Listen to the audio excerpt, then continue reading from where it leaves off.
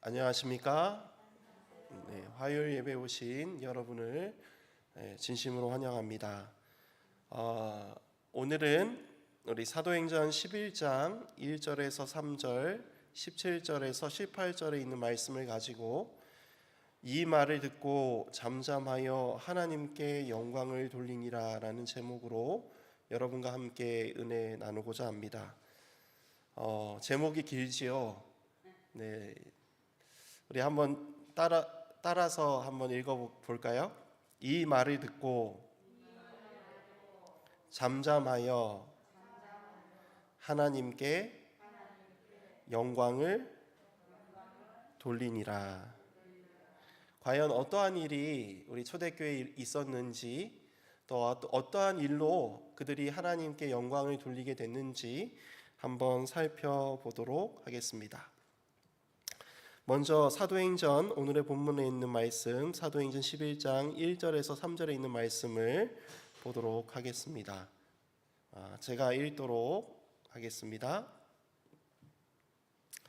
제가 채널을 쓰는데요, 채널은 예전 성경 번역이 있어서 제가 왔다 갔다 해도 좀 이렇게 번역이 조금 다르더라도 이해해 주시면 감사하겠습니다. 제가 읽도록 하겠습니다. 유대에 있는 사도들과 형제들이 이방인들도 하나님 말씀을 받았다 함을 들었더니 베드로가 예루살렘에 올라갔을 때에 할례자들이 hil난하여 가로되 내가 무할례자의 집에 들어가 함께 먹었다 하니. 17절입니다. 그런즉 하나님이 우리가 주 예수 그리스도를 믿을 때에 주신 것과 같은 선물을 저희에게도 주셨으니 내가 누구간데 하나님을 능히 막겠느냐 하더라. 18절 저희가 이 말을 듣고 잠잠하여 하나님께 영광을 돌려 가로되 그러면 하나님께서 이방인에게도 생명 얻는 회개를 주셨도다 하니라. 오늘 사도행전 11장 말씀을 통해서 정말 하나님의 복음이 유대인들을 넘어서 이방인들에게 가는 정말 중요한 변혁이 일어나는 오늘 장입니다. 사도행전 11장은 복음이 이방인들에게 전하는 데 있어서 가장 큰 전환점이 되는 장이기도 합니다. 왜냐하면 지난번 사도행전 10장에 나타난 이방인 고넬료 사건의 연속적인 지점에서 이 사건을 두고 예루살렘 교회에 비난하는 일이 있었기 때문입니다. 이방인들에게 어떻게 복음이 전해질 수 있는가 하는 문제가 초대교회에 일어나게 되었습니다.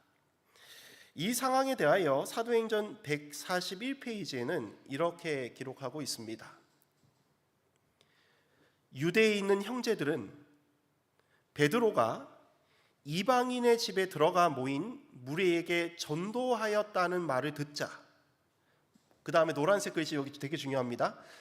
지금 베드로가 이방인 사람들에게 집에 들어가서 그들에게 전도했다는 얘기를 듣자 좋아해야 합니까?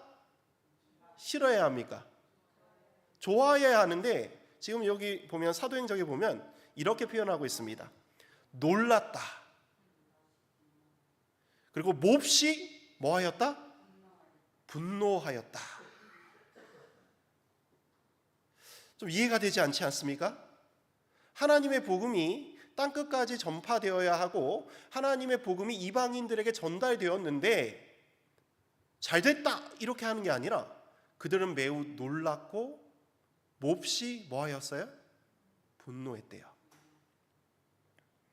그들은 자신들에게 주제넘게 보이는 그러한 행동 노선이 베드로 자신의 가르침과 반대되는 결과를 낳지 않을까 두려워하였다. 이게 무슨 말인가 하면 베드로의 가르침과 베드로가 했던 그 행동이 상충된다라고 그들은 생각했습니다. 그리하여 후에 베드로를 만나자 신랄하게 비난하기를 내가 무할례자의 집에 들어가 함께 먹었다라고 하였다.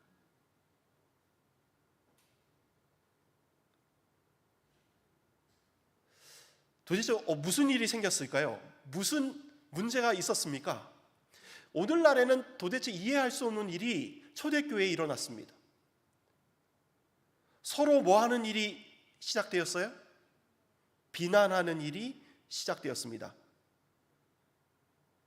이 모든 일의 책임이 누구라는 거예요? 베드로, 당신이라고 사람들은 이야기하고 있는 것입니다. 베드로가 고넬료의 집에 들어가 그들과 함께 먹고 그들에게 복음을 전하고 그들에게 침례를 주는 일까지, 그 중심에 누가 있었어요? 베드로가 있는 것입니다. 이 모든 일이 온 유대에 있는 사도들과 형제들이 이방인들도 라는 표현을 씁니다. 여기 보면 주제 말씀을 보면 이방인들도 뭐 하였다? 하나님의 말씀을 받았다라고 이야기하는 것입니다. 왜 이 일이 큰 일이 되었을까요? 왜 베드로에게 공개적으로 비난이 가는 일이 되었습니까? 이 19절에 보면 이 일이 엄청난 사건임을 반증하는 일임을 보여주는 구절이 있습니다. 이 19절입니다. 우리 한번 다 같이 한번 읽어볼까요? 시작. 때에 스데반의 일로 일어난 환란을 인하여 흩어진 자들이 베니게와 구브로와 안디옥까지 이르러 돌을 누구에게만 전했어요? 지금요, 스데반의 사건을 통하여 바울이 지금 그리스도인들을 잡아가두고 죽이고 가두고 이런 일로 인하여 지금 온 유대로 흩어졌는데, 또 온 유대로 잡으러 가니까 이방인 지역까지 막 흩어집니다. 그런데 그들이 가면서 복음을 전하는데 그 대상이 누구만이에요? 유대인만이에요.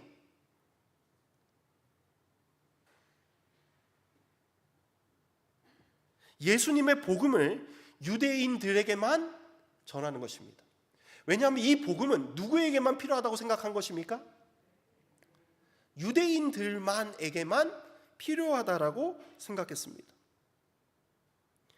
지역은 이방인 지역으로 흩어지는데도 불구하고 복음은 누구에게만 전하는가? 유대인에게만 전하는 것입니다. 당시 유대인들은 이방인들과 함께 집에 가 식사하는 것이 불법이었습니다. 금지되는 일이었어요. 그들과 교제하고 그들과 함께 이야기 나누는 것도 문제시하였습니다. 왜 그랬을까요? 왜 유대인들은 이방인들과 교류하지 않았을까요? 식사하지 않았을까요? 그들의 집에 들어가지 않았을까요? 먹는 문제 때문에 그랬습니다. 자, 한번 보겠습니다. 오늘 본문에 있는 사도행전 11장 2절 3절에 보면 지금 복음이 전해진 거에 대해서 문제를 삼지 않습니다. 지금 그들이 문제를 삼는 행동에 대해서 뭐라고 이야기하는가 하면, 여기 한번 좀 보도록 하겠습니다. 베드로가 예루살렘에 올라갔을 때에 할례자들이 힐난하여 가로되, 지금 뭐라고 지금 비난합니다. 지금 복음을 전했다고 비난하는 게 아니라 지금 3절에 보면 뭐라고 되어 있습니까? 내가 무할례자의 집에 들어가 함께 뭐 하였어요? 자, 함께 먹은 행동이 그들에게 문제가 되었어요. 왜 이방인들과 함께 먹는 것이 문제가 될까요?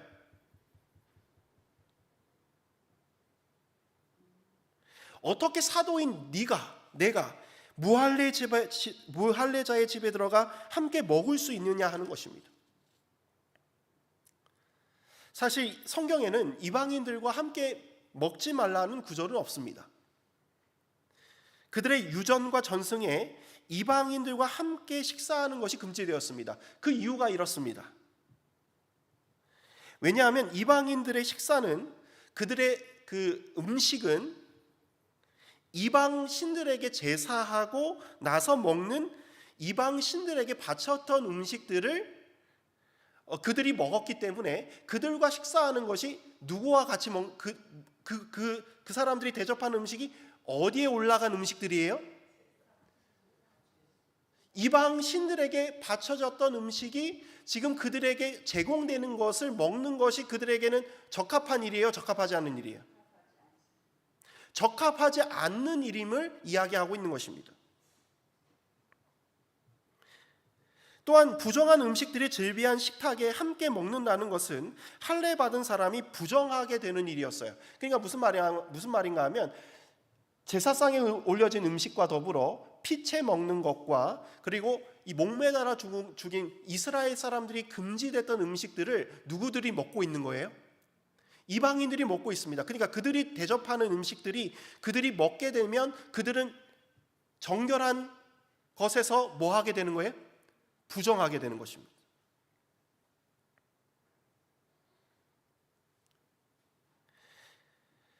즉 이방인 식탁에 함께 먹는다는 것은 할례 받은 사람이 부정하게 되는 일이기 때문에 이방인들과 함께 그들의 집에 들어가서 그들이 대접하는 식사를 먹는 것은 매우 유대인에게 있어서 가장 금지시 되어야 하는 일이었어요.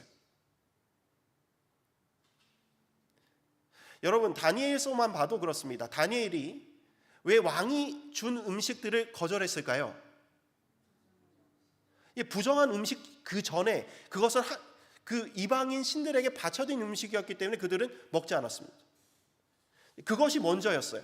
그래서요 여기 보면 고린도전서 10장 19절에서 21절을 보면 바울이 실제적으로 이방인들에게 복음이 전파되었을 때 이렇게 이야기를 합니다.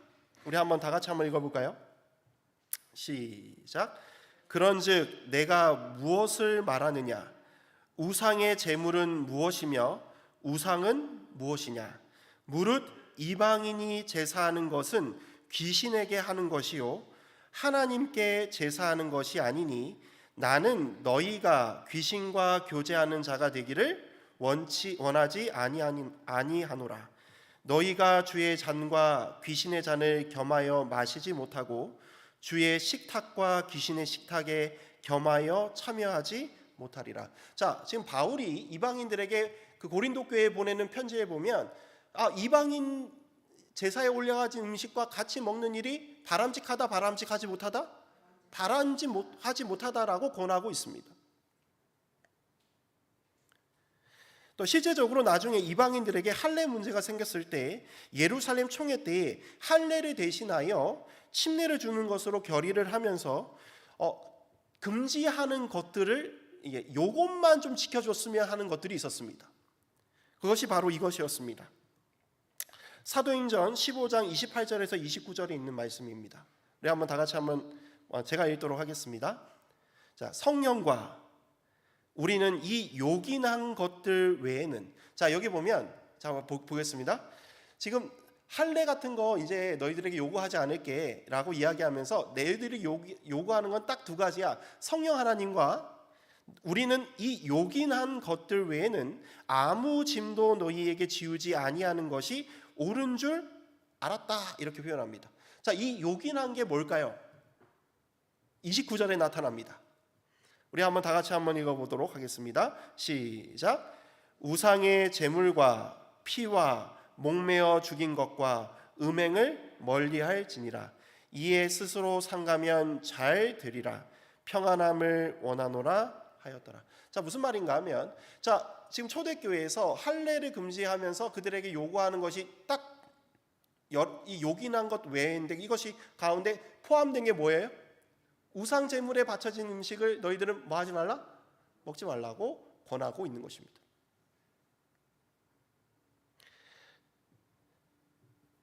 자, 이런 상황에서 지금 베드로가 그걸 깬 거예요. 이런 문화적인 배경에서 지금 베드로가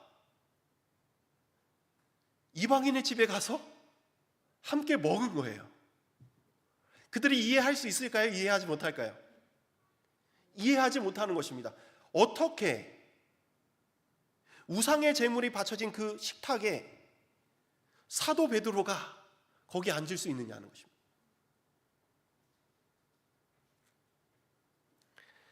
베드로의 입장에서는 매우 난처한 일이었습니다. 모든 권위가 뭐하는 상황이었어요? 무너지는 상황이었습니다. 이때 베드로가 다음과 같이 말합니다. 내가 간 것은 내 뜻이 아니야. 그러면서 사도행전 11장 4절부터 10절에 있는 말씀을 통하여 어떻게 된 일인지에 대해서 그들에게 설명합니다. 자, 여기 보면 4절에 보면 베드로가 저희에게 이 일을 뭐하여 설명합니까? 차례로 설명하여 가로되 내가 욥바성에서 기도할 때에 비몽사몽간에 환상을 보니 큰 보자기 같은 그릇이 내 귀에 매여 하늘로부터 내리워 내 앞에까지 들이었다. 이렇게 표현합니다. 내가 이것을 주목하여 보니 땅에 네 발 가진 것과 들짐승과 기는 것과 공중에 나는 것들이 보였다. 이렇게 표현하십니다. 그 안에 보니까 부정한 것들이 너무 가득했어요. 그랬더니 7절에 뭐라고 하는가 하면 하늘에서 소리가 있었다고 합니다. 뭐라고요? 또 들으니 소리 있어 내게 이르되 베드로라 베드로야 일어나 뭐하라? 잡아먹어라 이렇게 합니다. 자, 8절에 뭐라고 얘기했습니까? 베드로가? 우리 한번 다 같이 한번 읽어보겠습니다. 시작. 내가 가로되 주여 그럴 수 없나이다. 속되거나 깨끗하지 아니한 물건은 언제든지 내 입에 들어간 일이 없나이다.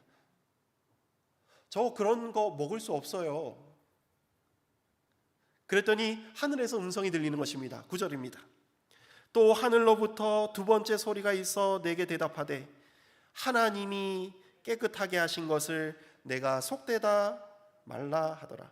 이런 일이 3번 있은 후에 모든 것이 다시 하늘로 끌어 올라가더라.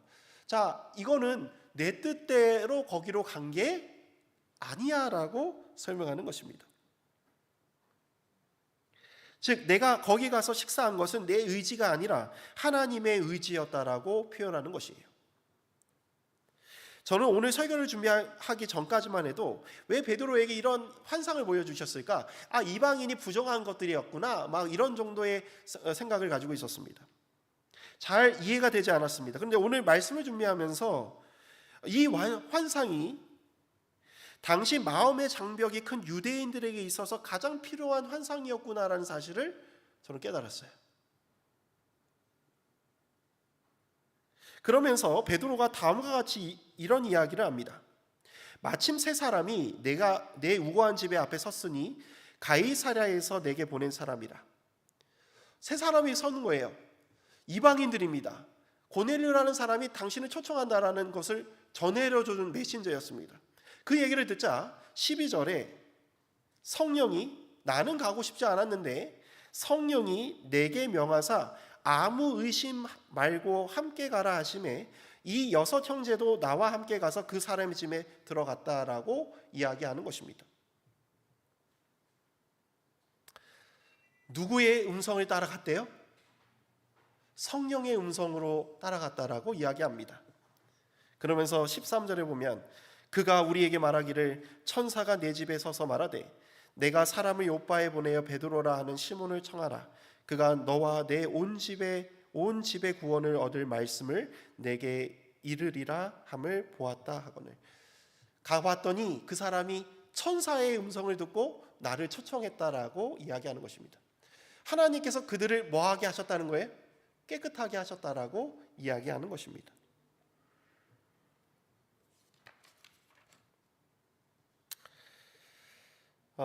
사도행전에는 이렇게 표현하고 있습니다. 베드로는 자초지종을 밝혔다. 우선 환상과 관련된 그의 경험을 말하고 그 환상으로 그는 더 이상 할례와 무할례의 의문적인 구별을 하지 말고 이방인들을 부정하게 보지 말도록 훈계를 받았다라고 역설하였다. 자, 하나님은 할례자와 무할례자를 구별하지 말고 하나님이 정결하다라고 한 그런 생각을 가지고 우리는 더 이상 그들을 뭐한 존재로 보지 말라는 것입니까? 부정한 존재로만 보지 말라라고 이야기하는 것입니다. 그는 이방인들에게 가라고 하신 명령, 사신들이 온 것, 그가 가이사랴로 여행한 것, 그리고 고넬료를 만난 것에 대하여 그들에게 말하였다.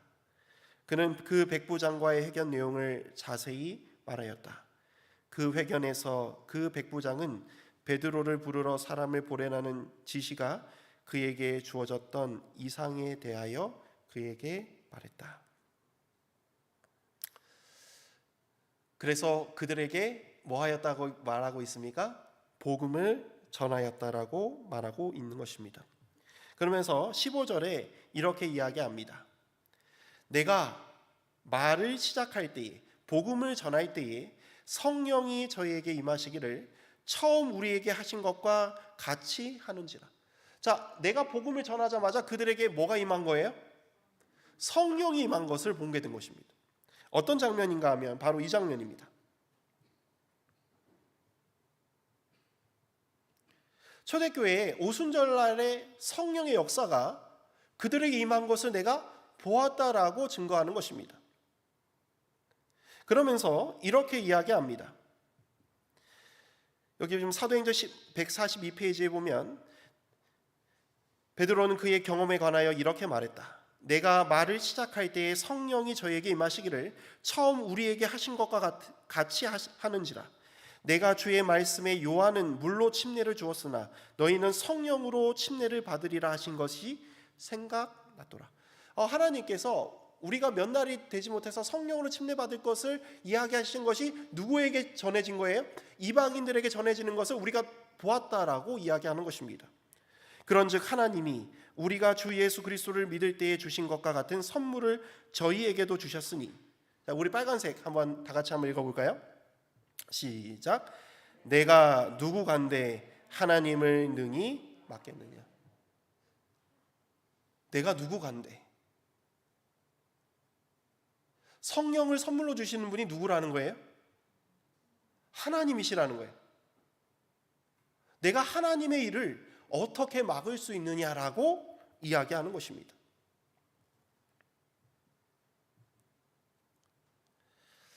사랑하는 성도 여러분, 이 말을 들은 초대교인들은 어떻게 했을까요?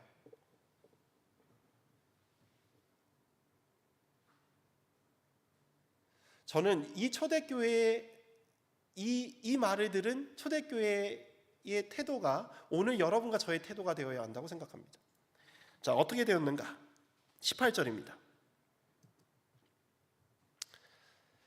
우리 한번 다 같이 한번 읽어볼까요? 시작. 저희가 이 말을 듣고 잠잠하여 하나님께 영광을 돌려 가로되 그러면 하나님께서 이방인에게도 생명 얻는 회개를 주셨도다 하니라. 여러분, 여기에 완전한 뭐가 있어요? 저는요, 이 구절에서 완벽한 순종이 있어요. 자기의 생각을 완벽하게 내려놓는 그 마음이 보입니다. 여기 보면 저희가 이 말을 듣고 뭐 하였어요? 잠잠해졌대요.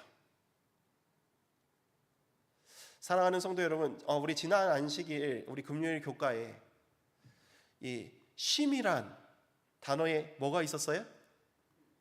예, 잠잠하는 것이 있습니다. 누구 앞에서요? 하나님의 말씀에 잠잠하는 것이 있어요. 자, 여러분, 초대교회 하나님의 뜻이 나타났더니 그들이 그동안 가졌던 수천 년 가졌던 그 생각을 하루아침에 무너뜨리는 것입니다. 그게 쉬울까요? 어려울까요? 결단코 쉬운 일이 아닙니다. 자신의 생각을 완전히 내려놓고 누구에게 영광을 돌리는 거예요? 하나님께 영광을 돌리는 것입니다. 저는 여기 항복의 여기 자기 부인의 이 표현이 여기 있다고 생각합니다. 그러면 내가 지금까지 이렇게 생각했는데 하나님께서 이렇게 하셨으면, 그러면 하나님께서 이방인들에게도 생명 얻는 회개를 주셨다, 이렇게 선언하는 거예요. 이게 초대교회의 모습이었습니다. 여러분, 이 일로 인하여 어떤 일들이 일어나게 되었는지 아십니까? 엄청난 사건들이 이제 진전되기 시작합니다. 대표적인 예가 한번 좀 여기 한번 보도록 하겠습니다. 이 사건에 대해서 이 사도행전에는 이렇게 표현하고 있습니다. 이 설명을 들은 형제들은 잠잠하였다. 베드로의 행동은 하나님의 계획의 직접적인 성취였으므로 그들의 편견과 독선이 복음의 정신과 완전히 반대된다는 사실을 깨닫자 그들은 하나님께 영광을 돌리며 말하기를 그러면 하나님께서 이방인들에게도 생명 얻는 회개를 주셨다라고 하였다. 자, 우리 그리하여부터가 되게 중요합니다. 그리하여 아무 논쟁 없이 뭐가 무너졌어요? 자, 이때부터 그리스도인들이 어디에 들어가기가 주저하지 않는 거예요? 이방인들의 집에 들어가는 것이 주저하지 않게 된 것입니다. 편견이 무너지고 오랜 관습으로 인해 확립된 백타심이 뭐하였어요? 제거되어 복음이 이방인들에게 선포되는 길이 뭐하게 되었어요? 열리게 되었대요. 자, 이 사건을 통하여 복음이 이방인들에게 전파되는 일이 열리게 되었다는 것입니다. 자, 어떤 일이 일어나게 되었는가 한번 보도록 하겠습니다. 아까 우리 19절 읽었지요. 때에 스데반의 일로 일어난 환란으로 인하여 흩어진 자들이 베니게와 구브로와 안디오까지 이르러 도를 유대인에게만 전했는데 이 일이 있은 후에 어떤 일이 생겼는가 하면 20절입니다. 그 중에 구브로와 구레네 몇 사람이 안디옥에 이르러 자, 드디어 이제부터 누구에게 전하기 시작합니까? 헬라인에게도 말하여 주 예수를 전파하니 21절 우리 다 같이 읽겠습니다. 시작. 주의 손이 그들과 함께 하심에 수다한 사람이 믿고 주께 돌아온. 자, 이 일이 있은 후에 그리스도인들이 복음을 전하였더니 하나님께서 그들과 함께 하심으로 안디옥의 이방인 헬라인 사람들이 그리스도인이 된 거예요.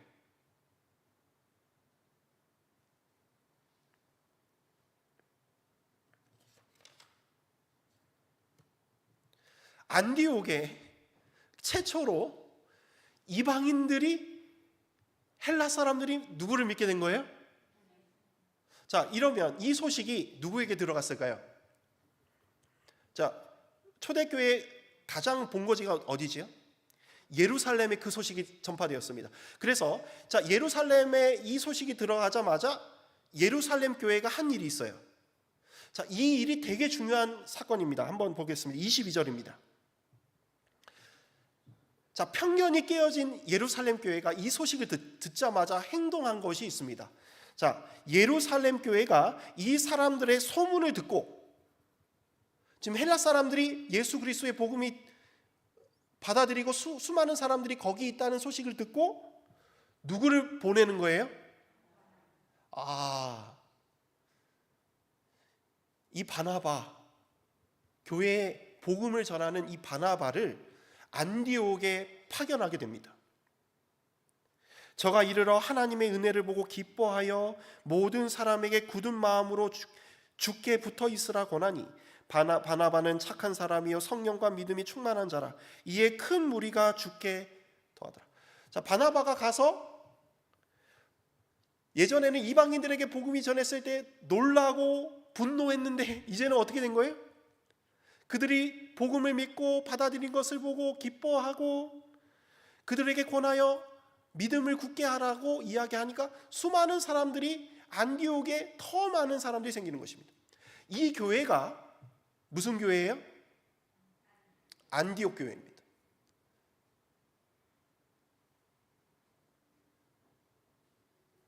이방인들의 복음을 위한 전초 기지인 안디옥 교회의 탄생을 나타내는 사건입니다. 자, 바나바가 혼자 하기 너무 벅찼습니다. 자, 이때 바나바가 누구를 찾으러 가요? 자, 25절에 보면 바나바가 사울을 찾으러 어디로 갑니까? 다소에 가서 만나매 그를 어디로 데리고 와요? 안디옥으로 데리고 와서 둘이 교회에 1년간 모여 있어 큰 무리를 가르쳤고 제자들이 안디옥에서 비로소 그리스도인이라는 일컬음을 받게 되었다. 자, 한번 볼게요. 우리가 그리스도인이라고 부르게 된 첫 번째 케이스가 어디서 시작이 되었어요? 안디옥에서요. 첫 번째의 이방인 교회입니다.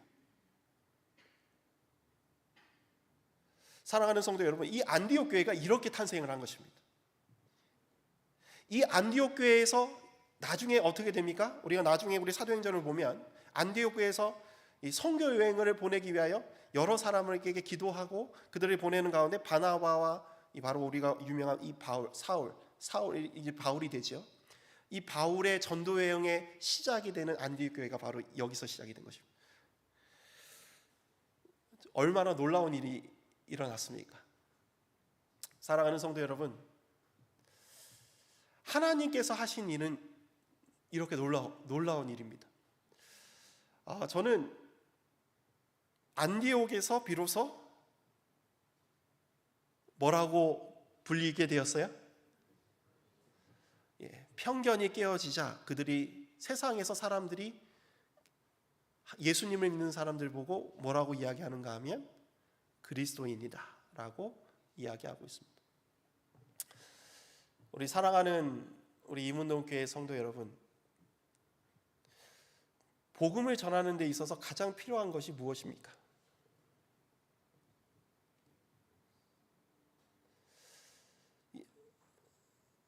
하나님이 하시는 일에 우리가 자신의 뜻을 내려놓는 일이 제일 필요하다고 생각합니다.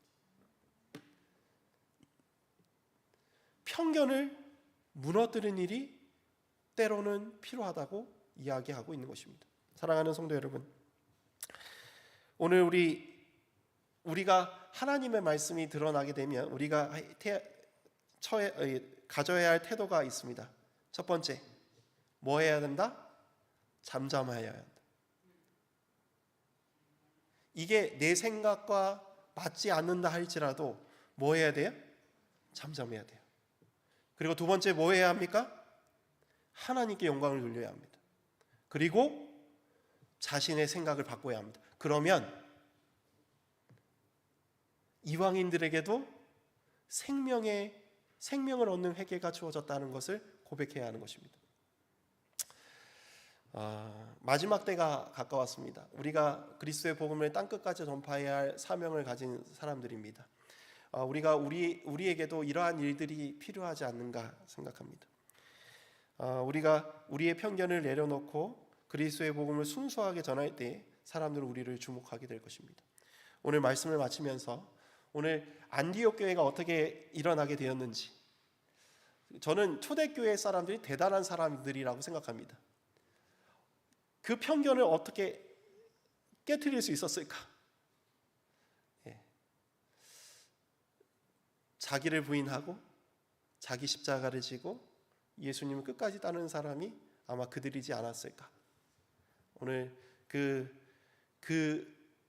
우리 선조의 믿음을 본받아서 우리 이문동 교회가 그런 교회가 되었으면 좋겠습니다. 우리 마치는 찬미 505장 부르신 후에 제가 기도하고 마치도록 하겠습니다. 505장입니다. 네, 우리 다 같이 일어나셔서 부르겠습니다. 나의 갈 길 다가도록 예수 인도하시니 내 주 안에 있는 긍휼 어찌 의심하리요. 믿음으로 사는 자는 하늘 위로 받겠네. 무슨 일을 만나든지 만사형통하리라. 무슨 일을 만나든지 만사형통하리라. 나의 갈 길 다가도록 예수 인도하시니 모든 시련 당할 때에 족한 은혜 주시네. 나는 심히 피곤하고 영혼 매우 가라되 나의 앞에 반석에서 샘물 나게 하시네. 나의 앞에 반석에서 샘물 나게 하시네. 나의 갈 길 다가도록 예수 인도하시니 그의 사랑 어찌 큰지 말로 알 수 없도다. 성령과 나 받은 영혼 하늘 나갈 때에 영영토록 찬송 제목 예수 인도하셨네. 영영토록 찬송 제목 예수 인도하셨네. 다 같이 기도드리겠습니다. 하늘에 계신 아버지 하나님, 오늘 저희들에게 귀한 말씀을 주시니 참으로 감사합니다. 우리가 가진 편견으로 왜 이런 일이 있고 왜 이런 일을 했는지에 대한 비난이 일어날 때에 하나님께서 하셨다라는 것을 듣고 그들의 생각을 내려놓는 우리 초대교회의 모습들을 보게 됩니다. 하나님의 뜻이면 순종하고 따라가는 우리 초대교회의 모습을 보면서 우리 또한 그러한 마음을 가질 수 있도록 도와주시고, 하나님께서 허락하신 일이면 기꺼이 순종하며 따라가는 저희들이 되게 하여 주옵소서. 초대교회의 편견 없는 복음의 받아들임으로 안디옥 교회가 세워짐을 보게 됩니다. 세상 사람들이 안디옥 교회의 교인들을 보고 그리스도인이라 부르는 모습들을 보게 됩니다. 우리 이문동 교회가 참된 그리스도인 교회가 되게 하여 주옵시고, 예수님을 늘 따라가는 저희들이 되게 하여 주옵소서. 사랑이 많으신 예수 그리스도의 이름으로 간절히 기도드립니다. 아멘.